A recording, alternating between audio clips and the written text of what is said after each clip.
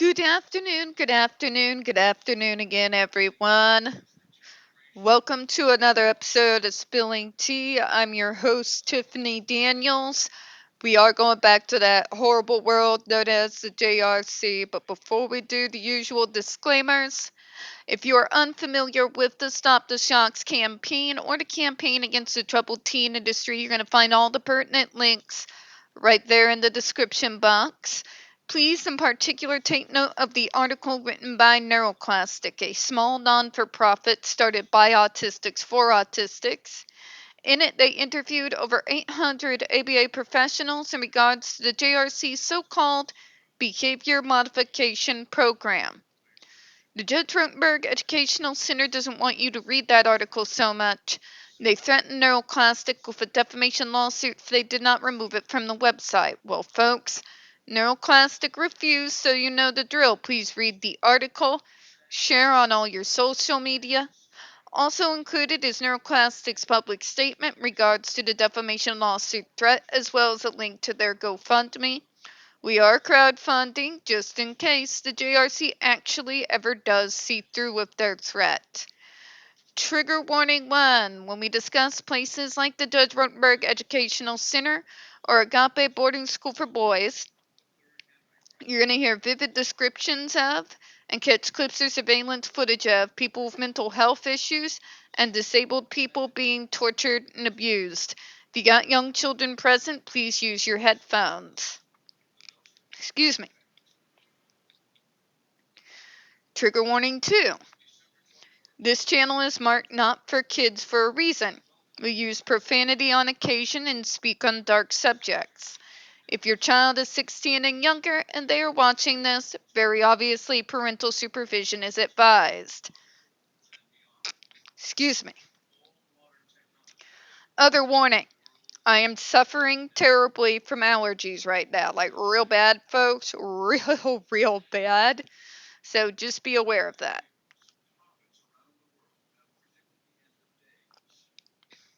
Yeah, not fun. Alright, FDA disagrees.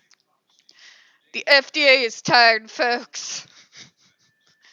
Could you imagine spending over a decade having to fight the same arguments over and over and over again? I would have tore my hair out.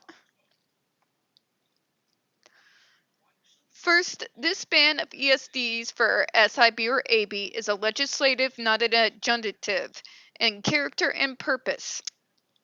And as such, it is not necessary that the full panoply of judicial procedures be used. Hannah versus Larch, 363 U.S. 420, 442, 1960.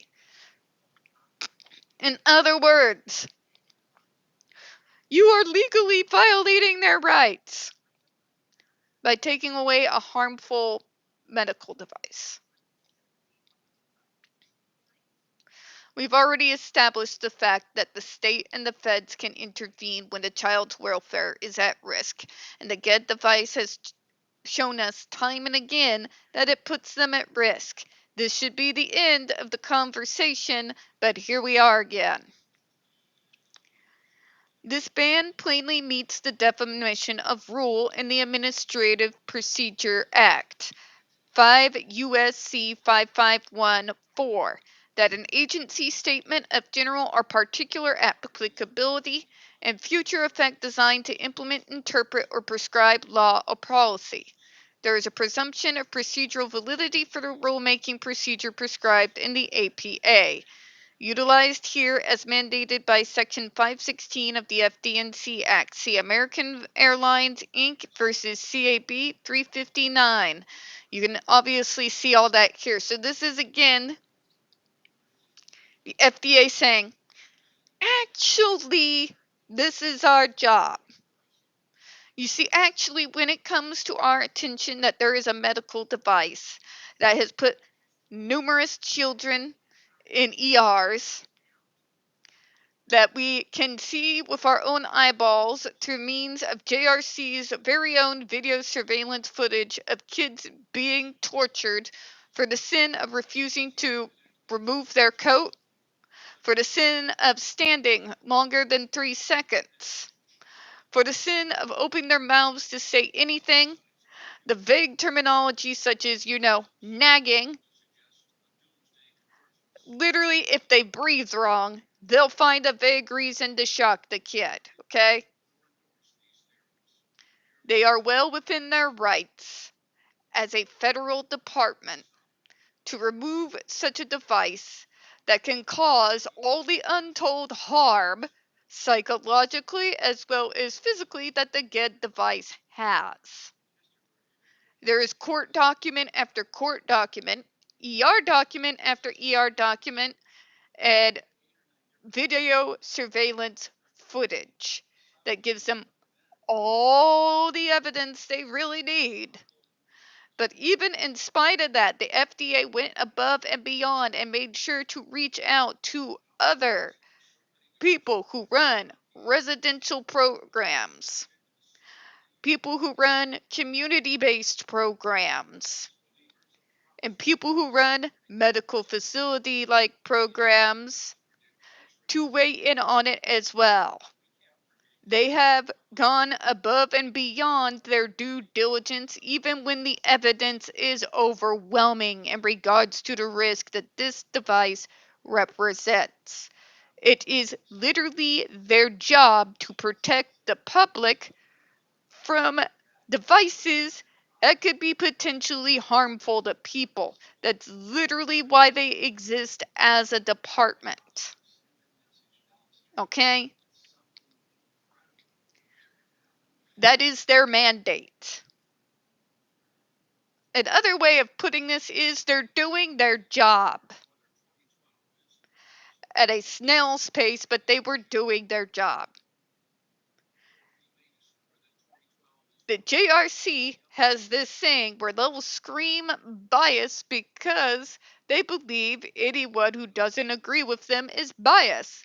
But the fact of the matter is, look at the rest of the folks that are in this field. Nobody else does this. Not in the residential programs, not in the community-based programs, not even in the mindfuckery that is ABA, which we'll deep dive into one day, hopefully, when the JRC becomes a footnote in history that it should have been over 40 years ago. You know, when the first kid died at their hands. Right? Yeah. Yeah. It's not biased just because all the other experts in the field don't agree with you, JRC. But you're like, but you're not bringing up anyone who agrees with us. And even this guy said with the labeling, and we just told you why relabeling it is not going to cure second and third degree burns. And here we go again and again and again and again. It's a miracle round of pseudoscience fuckery.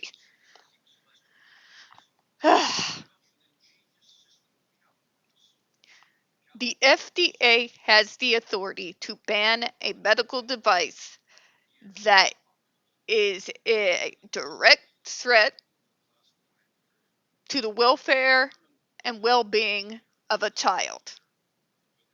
You don't have to like it. It's just a fact. And in a case like this, where the evidence is beyond overwhelming that the GED device is exactly that, a physical representation of unreasonable risk and injury to the child, that it is literally the FDA's job to remove that device and ban it entirely to protect the kids. Point blank. And I'll allude to the last video that we did here when I asked the question, what does the JRC think is the reason that they're quote unquote being targeted? Because they've never had a reasonable answer. Nobody's getting paid to do this.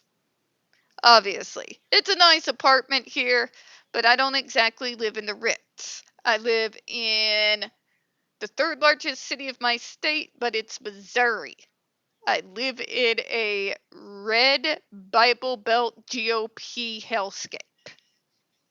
Okay? Just to put it bluntly.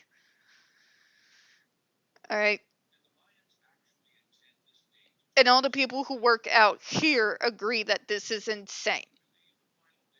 A red state, folks. Literally, one of our senators have defended on our own floor up in Jefferson City child marriage. If we're the ones telling you that you are insane and not doing what is right within your own field, you really do need to start thinking long and hard about some life choices, alright? For God's sake. We're going to go ahead and close on that, alright? We don't get very many views on this channel. The few that we do get do tend to get removed from time to time. You know the drill. Please don't forget to hit the like button, hit subscribe. Please don't forget to hit the comments. I appreciate your time. And as always, folks, we here at Spilling Tea do hope you have a good one. I will see you all tomorrow. Bye-bye, everyone.